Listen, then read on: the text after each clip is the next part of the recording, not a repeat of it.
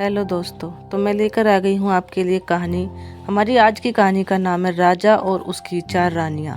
बहुत समय पहले की बात है। एक विशाल और समृद्ध राज्य था, जहाँ चारों ओर हरियाली, ऊंचे महल और खुशहाल प्रजा रहती थी।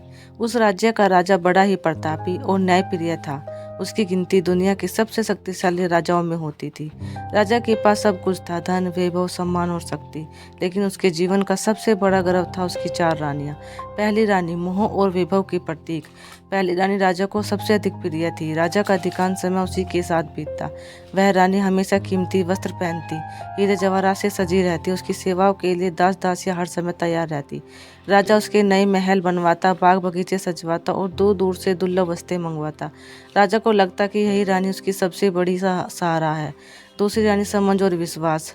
दूसरी रानी राजा किसी भी निर्णय से पहले उससे सलाह जरूर लेता। युद्ध हो या राज्य की समस्या, वह हमेशा राजा के साथ खड़ी रहती। राजा अक्सर कहता, अगर तुम न होती तो शायद मैं इतना बड़ा राजा न बन पाता। तीसरी रानी दिखावे की रानी। तीसरी रानी अत्यंत सुंदर थी और पूरे राज्य में उसकी चर्चा होती थी। राजा उसे अपने साथ सभा, उत्सव और राजकीय यात्राओं में ले जाता, ताकि लोग उसकी सुंदरता देखकर राजा की शान की प्रशंसा करें। लेकिन सच्चाई यह थी कि राजा उससे अपने दिल की बात कभी साझा नहीं करता। चौथी रानी सादगी और प्रेम। चौथी रानी सबसे शांत, सरल और सरल स्वभाव की थी। वह बिना किसी अपेक्षा के राजा की सेवा करती, लेकिन राजा उसे सबसे कम समय देता। वह सोचता कि यह रानी तो हमेशा साथ ही रहेगी। समय का पहिया घूम गया, समय बीतता गया। एक दिन राजा गंभीर रूप से बीमार पड़ गया। महल में वैद्यों और हकीमों की भीड़ लग गई, लेकिन कोई भी उसे ठीक न कर सका।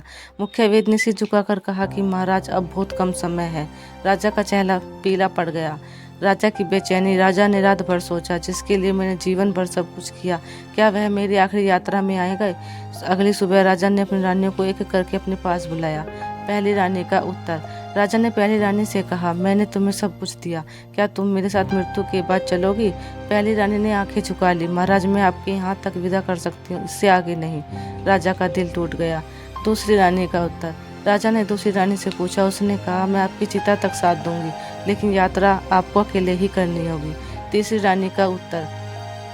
तीसरी रानी ने कहा, महाराज, आपके बाद मुझे अपना जीवन आगे बढ़ाना होगा, सच्चा साथ। अंत में राजा ने चौथी रानी को बुलाया, डरते हुए पूछा, क्या तुम मेरा साथ दोगी?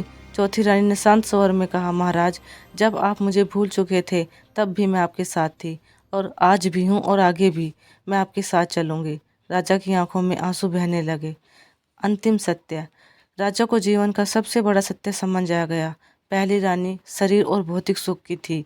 दूसरी रानी परिवार और मित्र की। तीसरी रानी धन, मान, सम्मान। लेकिन जो चौथी रानी थी वो कर्म की थी।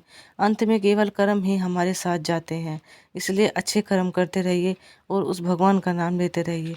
अगर आपको ये वीडियो अच्छी लगी हो, कहानी अच्छी लगी हो, तो चैनल को सब्सक्राइब जरूर करें।